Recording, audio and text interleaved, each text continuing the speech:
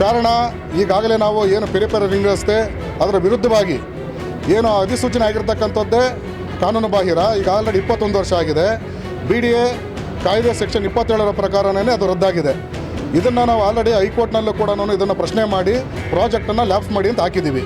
ಮತ್ತು ಇದಲ್ಲದೆ ಈಗಾಗಲೇ ಈ ಪ್ರಾಜೆಕ್ಟ್ಗೆ EC ಕ್ಲಿಯರೆನ್ಸ್ ಇನ್ನೂ ತೊಗೊಂಡಿಲ್ಲ ಮತ್ತು ಯೋಜನೆಗೆ DPR ಇನ್ನೂ ಸಿದ್ಧ ಆಗಲಿಲ್ಲ.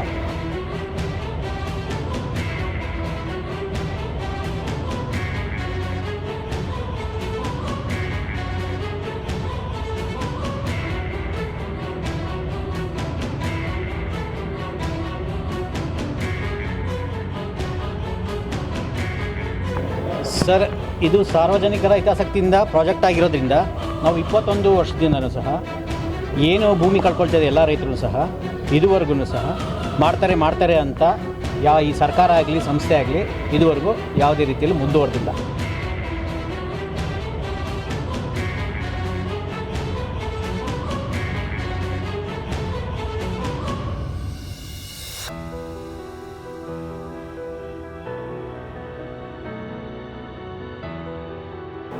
ದುಡ್ಡು ಕೊಟ್ಬಿಟ್ಟು ನಮ್ಮನ್ನೆಲ್ಲ ಸಂತೋಷಪಡಿಸಿ ರಸ್ತೆ ಮಾಡಿ ಫೋರ್ಸಾಗಿ ಬಂದರೆ ನಾವು ರೆಡಿ ಫೋರ್ಸ್.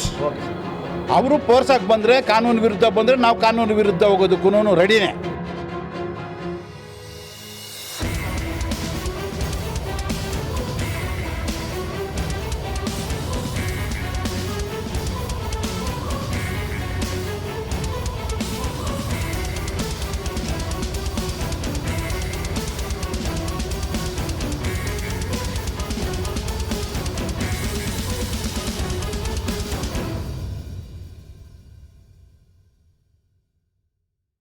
ಸರ್, ಬೆಂಗಳೂರಿನ ಪೆರಿಫೆರಲ್ ರಿಂಗ್ ರಸ್ತೆಗೆ ಏನು 30/3/2026ರಂದು ಪೆರಿಫೆರಲ್ ರಿಂಗ್ ರಸ್ತೆಗೆ ಟೆಂಡರನ್ನು ಕರೆದಿದ್ದಾರೆ. ಏನು 74 ಕಿಲೋಮೀಟರ್ ಒಳಗೊಂಡಂತೆ ಈಗಾಗಲೇ ಏನು ಮಾಧವರ ತುಮಕೂರು ರಸ್ತೆಯಿಂದ ಈಗಾಗಲೇ ಏರ್ಪೋರ್ಟ್ ರಸ್ತೆವರೆಗಿನ 21 ಕಿಲೋಮೀಟರ್ಗೆ ಟೆಂಡರ್ನ ಕರೆದಿರ್ತಕ್ಕಂಥದ್ದೇ ಕಾನೂನು ಬಾಹಿರ. ಕಾರಣ ಈಗಾಗಲೇ ನಾವು ಏನು ಪೆರಿಫೆರಲ್ ರಿಂಗ್ ರಸ್ತೆ ಅದರ ವಿರುದ್ಧವಾಗಿ ಏನು ಅಧಿಸೂಚನೆ ಆಗಿರ್ತಕ್ಕಂಥದ್ದೇ ಕಾನೂನು ಬಾಹಿರ. ಈಗ ಆಲ್ರೆಡಿ 21 ವರ್ಷ ಆಗಿದೆ. BDA ಕಾಯ್ದೆ ಸೆಕ್ಷನ್ 27ರ ಪ್ರಕಾರನೇ ಅದು ರದ್ದಾಗಿದೆ. ಇದನ್ನು ನಾವು ಆಲ್ರೆಡಿ ಹೈಕೋರ್ಟ್ನಲ್ಲೂ ಕೂಡ ಇದನ್ನು ಪ್ರಶ್ನೆ ಮಾಡಿ ಪ್ರಾಜೆಕ್ಟನ್ನು ಲ್ಯಾಪ್ಸ್ ಮಾಡಿ ಅಂತ ಹಾಕಿದ್ದೀವಿ. ಮತ್ತು ಇದಲ್ಲದೆ ಈಗಾಗಲೇ ಈ ಪ್ರಾಜೆಕ್ಟ್ಗೆ EC ಕ್ಲಿಯರೆನ್ಸ್ ಇನ್ನೂ ತೊಗೊಂಡಿಲ್ಲ ಮತ್ತು ಯೋಜನೆಗೆ DPR ಇನ್ನೂ ಸಿದ್ಧ ಆಗಲಿಲ್ಲ.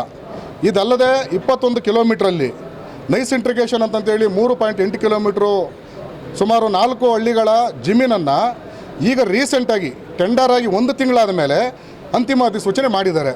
ಇದು ಯಾವ ಕಾನೂನಲ್ಲಿದೆ? ಯಾವ ಕಾನೂನು ಹೇಳುತ್ತೆ? ಯಾವ ನ್ಯಾಯಾಲಯ ಹೇಳಿದೆ? ಇದು ಕೂಡ ಕಾನೂನು ಬಾಹಿರ ಅಲ್ವಾ? ಇದಕ್ಕೆ ಯಾರು ಕೂಡ ಉತ್ತರ ಹೇಳ್ತಾ ಇಲ್ಲ. ಈಗಾಗಲೇ ನಾವು ಪ್ರಶ್ನೆ ಮಾಡ್ತಕ್ಕಂಥದ್ದು ಏನು ಟೆಂಡರೇ ಕರೆದಿರ್ತಕ್ಕಂಥದ್ದು ಕಾನೂನು ಬಾಹಿರ ಅಂತಂತೇಳಿ ಸರ್ಕಾರಕ್ಕೆ ಮತ್ತು BDA ಅಧಿಕಾರಿಗಳಿಗೂ ಕೂಡ ನಾವು ಮನವಿ ಕೊಟ್ಟಿದ್ದರೂ ಕೂಡ ಇದಕ್ಕೆ ಆನ್ಸರ್ ಮಾಡ್ತಾ ಇಲ್ಲ. ಅದಲ್ಲದೆ ಈಗಾಗಲೇ ಏನು BBC ಅಧ್ಯಕ್ಷ ಆದಂಥ ಅತಿಕ್ರವರು ಈ ತಿಂಗಳು 27ನೇ ತಾರೀಕು PR ರಸ್ತೆ ಫೇಸ್ 1ಗೆ ಶಂಕುಸ್ಥಾಪನೆ ಮಾಡ್ತೀವಿ ಅಂತೇಳಿ ಒಂದು ಹೇಳಿಕೆ ಕೊಟ್ಟಿದ್ದಾರೆ. ಎಲ್ಲಿದೆ ಸ್ವಾಮಿ ಕಾನೂನು ನಿಮಗೆ?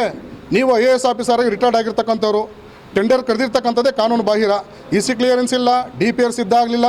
ಈಗಾಗಲೇ ಸುಮಾರು 250ಕ್ಕೂ ಹೆಚ್ಚು ಕೇಸುಗಳು ಹೈಕೋರ್ಟ್ನಲ್ಲಿ ಪ್ರಕರಣ ಮುಂದುವರಿತಾ ಇದೆ. ಮತ್ತು ನೀವು ಹೊಸದಾಗಿ ಅಧಿಸೂಚನೆ ಹೊರಡಿಸಿದ್ದೀರಿ. ಹೆಂಗೆ ನೀವು ಅದನ್ನು ಕಾನೂನು ಪ್ರಕಾರ ಇದೆ ಟೆಂಡರ್ ಅಂತ ಹೇಳ್ತೀರಿ? ನಿಮ್ಮ ಉದ್ದೇಶ ಏನು? ಈಗಾಗಲೇ ಎಸೆನ್ಷಿಯಲ್ ಅಂತಕ್ಕಂಥ ಏನು PRR ಇತ್ತು, ಆ PRR ಮೂಲ ಉದ್ದೇಶನೇ ತಿರುಚಿದ್ದಾರೆ ಸರ್ಕಾರ. ಪೆರಿಫೆರಲ್ ರಿಂಗ್ ಅಂತಕ್ಕಂಥದ್ದು ಮೂಲ ಸಾರ್ವಜನಿಕ ಹಿತಾಸಕ್ತಿ ಇರತಕ್ಕಂಥದ್ದು. ಈಗ ಬಂದಿರತಕ್ಕಂಥ ಸರ್ಕಾರ BBC ಅಂತಂತೇಳಿ ಮರುನಾಮಕರಣ ಮಾಡಿ ರಿಯಲ್ ಎಸ್ಟೇಟ್ ಮಾಡೋಕೆ ಹೊರಟಿದ್ದಾರೆ ಇವರು. ಬೇರೆ ಸಾರ್ವಜನಿಕರಿಗಲ್ಲ ಇದು. ನಮಗನ್ನಿಸ್ತದೆ ನಮ್ಮ ಹೋರಾಟದ ಈ ಅನುಭವ ಈ ರಸ್ತೆ ಯಾವುದೇ ಸಾರ್ವಜನಿಕರಿಗೆ ಅನುಕೂಲ ಆಗಲ್ಲ ಅಂತಕ್ಕಂಥದ್ದು ಕೂಡ ನಮ್ಮಲ್ಲಿ ಒಂದು ಕಡೆ ಅನುಮಾನ ಕಾಡ್ತಾ ಇದೆ. ಇವತ್ತು ಇಡೀ ರಿಯಲ್ ಎಸ್ಟೇಟ್ ಮಾಡ್ತಕ್ಕಂಥ ಎಲ್ಲ ಜನಪ್ರತಿನಿಧಿಗಳು 74 ಕಿಲೋಮೀಟ್ರಲ್ಲಿ ಇರ್ತಕ್ಕಂಥ ಅಕ್ಕಪಕ್ಕದ ಜಮೀನುಗಳನ್ನು ರಿಯಲ್ ಎಸ್ಟೇಟ್ ದಂಧೆ ಮಾಡ್ತಕ್ಕಂಥ ಕೆಲಸ ಮಾಡ್ತಕ್ಕಂಥದ್ದಕ್ಕೆ ಹೊರಟಿದ್ದಾರೆ. ಎಲ್ಲ ಪಕ್ಷದ 3 ಪಕ್ಷದ ನಾಯಕರುಗಳು ಕೂಡ ಜಮೀನುಗಳನ್ನ ಖರೀದಿ ಮಾಡಿದ್ದಾರೆ. ಬೇನಾಮಿ ಹೆಸರುಗಳಲ್ಲಿ ಇದ್ದಾವೆ. ಅವ್ರಿಗೆ ಮಾತ್ರ ಅನುಕೂಲ, ಇದು ಸಾರ್ವಜನಿಕರಿಗಂತೂ ಅನುಕೂಲ ಆಗಲ್ಲ ಈ ಯೋಜನೆ ಅಂತಕ್ಕಂಥದ್ದು ಕೂಡ ನೇರ ಆರೋಪ.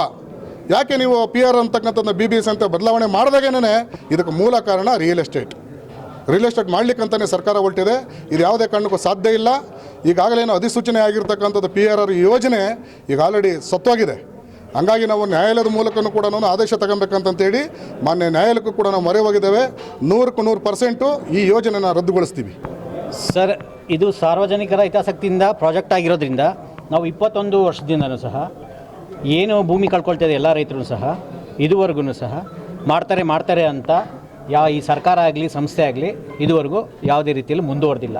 ಅಡ್ಗೋಡೆ ಮೇಲೆ ದೀಪ ಇಟ್ಟಂತೆ ಮುಂದುವರಿತಿದ್ದಾರೆ ಬಿಟ್ಟರೆ ರೈತರಿಗೆ ಯಾವುದೇ ರೀತಿ ಭೂಮಿ ಕಳ್ಕೊಳ್ಳೋರಿಗೆ ಪರಿಹಾರ ಕೊಡೋದ್ರಾಗಲಿ ಅಥವಾ ಇನ್ನು ಮುಂದೆ ಕಾನೂನಾತ್ಮಕವಾಗಿ ಇವರು ನಮಗೆ ಬಂದು ಕೋರ್ಟಲ್ಲಿ ಏನು ದಾವೆಗಳಿದೆಯೋ ಅದಕ್ಕೂ ಸಹ ಪ್ರತ್ಯುತ್ತರ ಕೊಡಲಿಕ್ಕೆ ಇವ್ರ ಕೈಲಿ ಆಗ್ತಿಲ್ಲ. ಸೊ ಈ ನಿಟ್ಟಿನಲ್ಲಿ ಇವರು ಮಾಡ್ತೀನಿ ಅಂತ ಈ ಇಲ್ಲಿಗ ಕಾನೂನು ಬಾಹಿರ ಮುಂದುವರೆದ್ರೆ ನಮ್ಮ ಹೋರಾಟ ಏನಿದೆ ಚಳುವಳಿಗಳಾಗಲಿ ಇನ್ನು ಕಾನೂನಾತ್ಮಕವಾಗಿ ಇನ್ನು ಉನ್ನತ ಮಟ್ಟದಲ್ಲಿ ಏನಿದೆಯೋ ಈಗ ಹೈಕೋರ್ಟಲ್ಲಿ ಇದ್ದೀವಿ, ಮುಂದೆ ಸುಪ್ರೀಂ ಕೋರ್ಟ್ಗೆ ಹೋಗ್ಲಿಕ್ಕೂ ಸಹ ನಾವು ಯಾವುದಕ್ಕೂ ಹಿಂಜರಿಯೋದಿಲ್ಲ. ಮುಂದೆ ಕಾನೂನಾತ್ಮಕವಾಗಿ ಉನ್ನತ ಮಟ್ಟದಲ್ಲಿ ಹೋರಾಟನೇ ಮಾಡಿ ನಮ್ಮ ಜಮೀನುಗಳನ್ನ ನಾವು ಕಾಪಾಡಿಕೊಳ್ಳೋದ್ರ ಬಗ್ಗೆ ಮುಂದುವರಿತೀವಿ. 74 ಕಿಲೋಮೀಟರು, ಸುಮಾರು 2,000 ಚಿಲ್ಲರೆ ಎಕರೆ, 40,000 ಕುಟುಂಬ, 40,000 ಜನಸಂಖ್ಯೆ, 14,000 ಕುಟುಂಬಗಳು, ಎಷ್ಟು 73 ಹಳ್ಳಿಗಳು, ಇಷ್ಟು ಒಳಗೊಂಡಂಥ ಪ್ರದೇಶ. ನಾರ್ತ್ ತಾಲೂಕು, ಆನೇಕಲ್ ತಾಲೂಕು, ಈಸ್ಟ್ ತಾಲೂಕು, 3 ತಾಲೂಕು, ಅರ್ಧ ಬೆಂಗಳೂರು. ಇದು 21 ವರ್ಷಗಳಿಂದ ಆ ಜಮೀನನ್ನು ಏನೂ ಮಾಡೋಕ್ಕಾಗ್ದೇ ಆ ಜಮೀನು ಒಡೆಯರು ಅನೇಕ ಕಷ್ಟ ನಷ್ಟಗಳನ್ನು ಅನುಭವಿಸಿದ್ದಾರೆ. ಅವರು ಒಂಥರ ಶ್ರೀನಿವಾಸ್ ಅವರು ಹೇಳ್ದಂಗೆ, ನಮ್ಮ ಅಧ್ಯಕ್ಷರು ಹೇಳ್ದಂಗೆ ಕಣ್ಣೀರಲ್ಲಿ ಕೈ ತೊಳ್ಕೊಂಡ್ರೆ ಕಣ್ಣೀರಲ್ಲೇ ಮುಳುಗ್ತಾ ಇದೆ ತೇಳ್ತಾ ಇದ್ದಾರೆ. ಇದಕ್ಕೆ ಪರಿಹಾರವಾಗಿ ಇವಾಗ BBC ಅಂತ ಬೇರೆ ನಮ್ಮ DK ಶಿವಕುಮಾರ್ ಅವರು ಬಂದು ಅನೌನ್ಸ್ ಮಾಡಿಬಿಟ್ಟಾರೆ.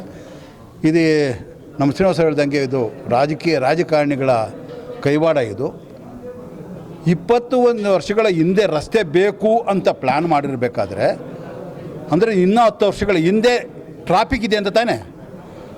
10 ವರ್ಷಗಳ ಹಿಂದೆ ಅಂದರೆ 30 ವರ್ಷಗಳ ಹಿಂದೆ ಟ್ರಾಫಿಕ್ ಇದೆ ಅಂತ ಹೇಳ್ಬಿಟ್ಟು 20 ವರ್ಷಗಳ ಹಿಂದೆ ನೀವು ಸ್ಟಾರ್ಟ್ ಮಾಡಿದವರು 20 ವರ್ಷ ಆದಮೇಲೆ ಮಾಡದೇ ಇದ್ದರೆ ಇವಾಗ ಎಷ್ಟು ಟ್ರಾಫಿಕ್ ಆಗಿರಬೇಕು? 20 ವರ್ಷಗಳ ಟ್ರಾಫಿಕ್ ಎಷ್ಟಾಗಿರಬೇಕು?